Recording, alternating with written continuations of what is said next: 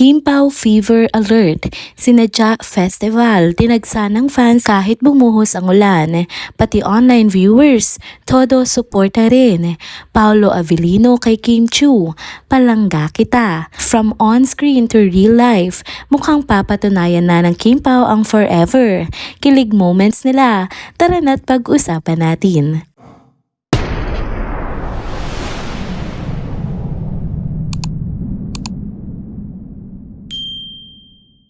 Hello mga ka-trenders! Welcome back muli sa ating channel. Kung bago pa lamang kayo dito, huwag nang kalimutang mag-like, mag-subscribe at i-hit na din ang bell notification para lagi kayong updated sa mga balitang trending at napapanahon. Happy Monday mga ka-trenders! Balik tayong muli sa tambayan ng mga una sa balita at usapang trending. Ang topic natin ngayon, syempre walang iba kundi ang tambalang pinakakinakikiligan natin, sina Kim Chiu at Paolo Avellino o ang Kim Pao. Grabe mga ka-trenders, ang lakas talaga ng hatak ng dalawang ito, no? Halos lahat na ata ng fans nationwide, pati worldwide ay nasa kanila ang atensyon. Kaya't eto na, i-recap natin ang super trending na kaganapan kagabi sa Sinadya Festival.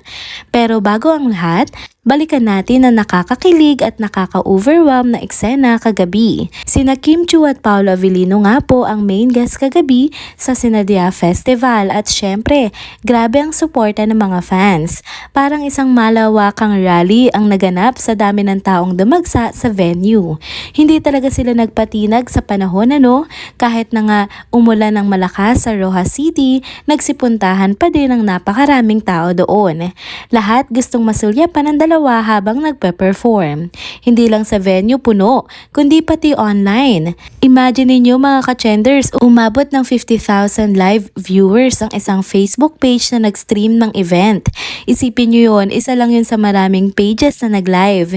Iba talaga ang impact ng Kim Pao. Literal na nationwide ang love. Kung babalikan pa natin, halos 2 taon na nga simula ng unang magsama sina Kim Chiu at Paolo Avellino sa proyekto. Sino bang mag-aakalang ganito kalaki ang magiging epekto nila, 'di ba? Kung dati parang hindi natin maisip ang tambalang ito, ngayon sila na ang isa sa pinakamatatag na love team sa industriya. Nakakatuwa ring makita na ang fanbase nila mula sa mga teenagers hanggang mga senior citizens ay patuloy na lumalaki pa. Halos bumalik ang eksena noong kasagsagan ng kasikatan ni Kathniel, Jadine, Lisken at Aldab. Pero syempre, iba nga naman ang flavor na hatid ng Kim Pao. Hindi lang sa screen nakakakilig ang Kim Pao, sa totoong buhay, mukhang mas lalo pa nga silang nagiging matibay. Kung tutuusin, maraming love teams na nga 'di ba, nagkaproblema din sa huli.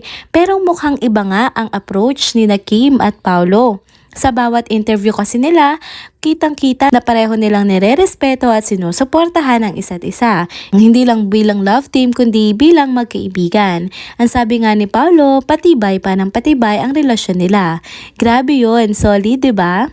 Kung may edge man ang Kim Pao sa ibang love teams, ito yun. Hindi nila kailangang magdepende sa isa't isa para mag-shine. Pareho na silang established sa kanilang careers bago pa man sila ipag-pair. Si Kim Chiu isa na sa mga premier actresses ng kanyang henerasyon at si Paolo Avellino naman isa ng versatile actor na kilala rin sa kanyang seryosong pagganap. Bukod sa galing nila sa trabaho, parehong mabait, generous at mapagmahal sa kanilang craft. Kaya nga sabi ng fans, match made in heaven. Siguradong mas marami pang kilig at pasabog ang Kim Pao sa mga susunod pa na araw. Kaya tumutok lang lagi para sa latest updates patungkol sa kanila. Narito naman ang pangalawang topic na pag-uusapan natin ngayong araw. Usapang kilig to the max dahil sa mga pasabog na moments ng Kim Pao kagabi. Talaga namang hindi na tayo pinapahinga ng tambalang ito sa kakasupply ng butterfly sa mga tiyan natin, hindi ba? Kaya simulan na natin isa-isahin ang mga highlights na nagpapatibok sa puso ng mga fans nila. Unang highlight, ang nakakakilig na pagpapahayag ni Paolo ng mahal kita kay Kim Chiu gamit ang Bisaya dialect. Ang sweet pa kasi, ginamit yan salitang palangga kita na sobrang personal dahil dialect nga ito na malapit sa puso ni Kim Chiu. Kitang-kita mo yung effort ni Paolo na mas maging special ang moment na iyon. Imagine, ang gwapo na, may puso pa at marunong pang magbigay halaga sa mga bagay na importante kay Kim Chiu. Next level comfortability ang pinakita naman nila nang mapansin ni Paolo na pawis si Kim sa gitna ng performance nila. Alam niyo ba yung ginawa niya? Pinunasan niya lang naman ang pawis ni Kim gamit ang kanyang mga kamay. Grabe, ibang klase talaga si Paolo ha. At si Kim Chiu naman walang kaarte-arte at very comfortable din sa gesture na iyon ni Paolo Avellino. Para bang natural na lang sa kanilang ganitong level ng closeness. At sa sobrang ang organic ng moment, ramdam ng audience ang kilig vibes. Ikato naman, yung light and funny side ni Paolo Avellino habang pinopromote nila ang upcoming movie nilang My Love Will Make You Disappear. Pinapikit pa niya si Kim at bigla nga siyang nagtago pagkatapos. Literal daw kasi na ipinaliwanag niya ang title ng movie nila. Ang nakakatuwa pa, game na game naman si Kim sa biroan. Ang gaan lang ng aura nila pareho at nakakatuwang makita si Paolo na sobrang lively at charming kapag gusto niya nga ang taong kasama niya. Kaya naman lalong napapansin ng lahat kung gaano nga siya kagwapo, hindi ba? At syempre, hindi rin mawawala ang inaabangang airport serye ng Kim Pao. Kapag may mga out of town or out of the country shows kasi sila, automatic na nga ang mga fans sa pagtuto kung ano na namang kilig overload ang ihahatid nila.